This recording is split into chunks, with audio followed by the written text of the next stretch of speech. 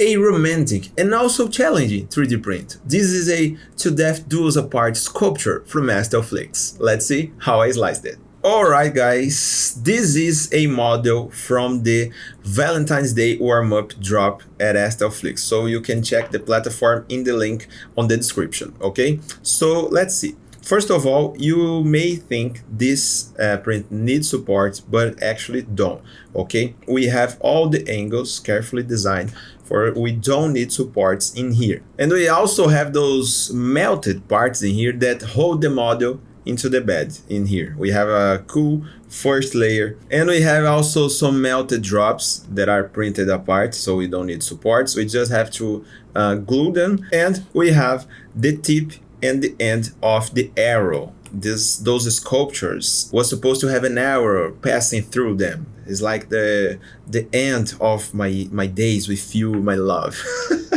But let's see what do we need to change in here. I am using an Ender 3 V3 as an example, as a common printer.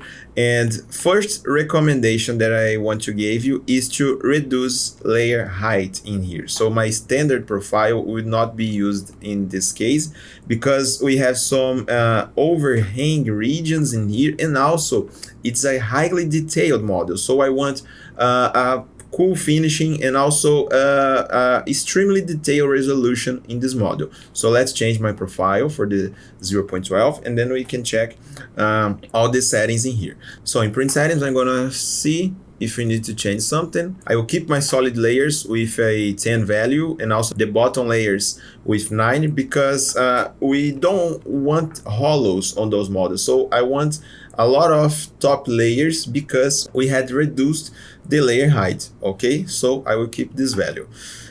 We don't need to change any part of the seam because this piece have a lot of places to actually paint this seam.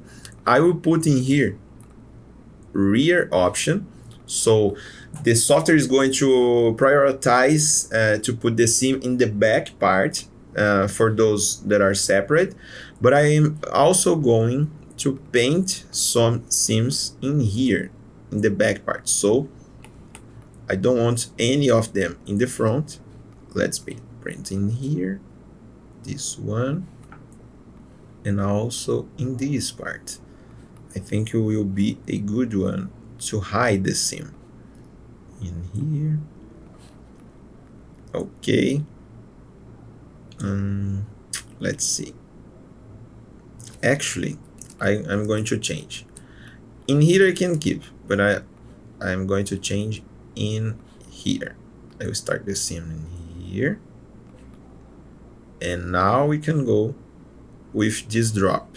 Look, we have a path in here that we can follow with the seam in here, the back part. Look, we can do this. And now you can follow this until finished. And look, we have a lot of corners and paths that we can hide the seam. For example, in here, it's going to be hidden. This one, let me see. And now I'm going to change to believe the software. Okay, now the model is first sliced. Let's see the seam.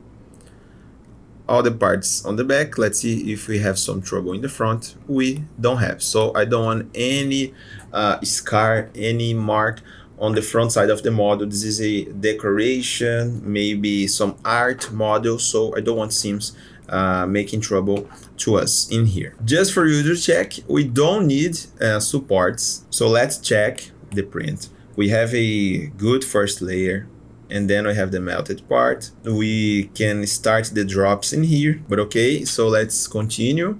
And now start to make the heart. It's a shape, it's almost a shape of a heart, but let's see. We can still with no supports in these regions, and then we start to do the skulls. Look at this. We have part of the arrow in here, don't need support. So it's a completely support-free model as well until the finishing in here. Okay, we don't need.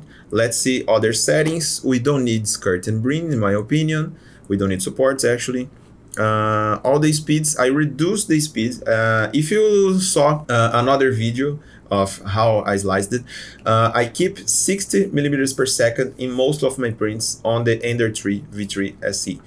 But in here, I am reducing because I don't want vibrations in those prints. And also we have some delicate parts, these drops, until it merge with the print. Look, we have a extremely thin part. So if the nozzle hit this so bad, we can broke this. So I want to reduce the print speed in here to keep safer. Okay. Also, another recommendation for your retraction settings: keep the travel speed higher. Okay. 200 millimeters per second is a good speed, because in this case you don't want strings or those parts. Okay, if you are having trouble with strings, so I recommend you to increase the travel speed value. Besides, of course, you have to check your retraction settings for each filament that you are using. Okay, another recommendation for this part: if you are not confident with the bed leveling, I know Ender 3 V3 is a easy printer to use in this case, because it has automatic bed leveling and also the automatic Z offset. But if you are having trouble leveling your bed, you can use the filament settings, filament overrides, and lift Z height, or the Hamping lift. It's a new feature in Prusa Slicer in the last version 2.7. I recommend you to use, and I am going to enable it, and also maximum hamping lift and hamping slope angle. We are going to put in here 0.2 and in here 6 degrees. Okay, I'm going to slice this. I'm going to show you what does this setting. Okay, let's enable the travel option, and now you can look at the movements of the nozzle. See, before each movement, the nozzle is going to do a small hamp. Look at this in this part over here until we get that there. So before a movement, the nozzle is going to do a small hamp and also move above the layer height. That provides us safer movements. Before each travel movement, the nozzle go up a little bit and then move. So that helps us to avoid some risks in here. We have those thick parts of these drops in the melt regions, so we are going to move the nozzle around the piece safer. But I recommend you to just enable it below this height in here, because we don't need more. We don't need any more in here. Now we are totally safe. We just need when these parts are separate. If the nozzle hit this part, it's going to break. But if we are in here, there's no risk anymore. So let's see, we are in 92 millimeters height, so only below 92.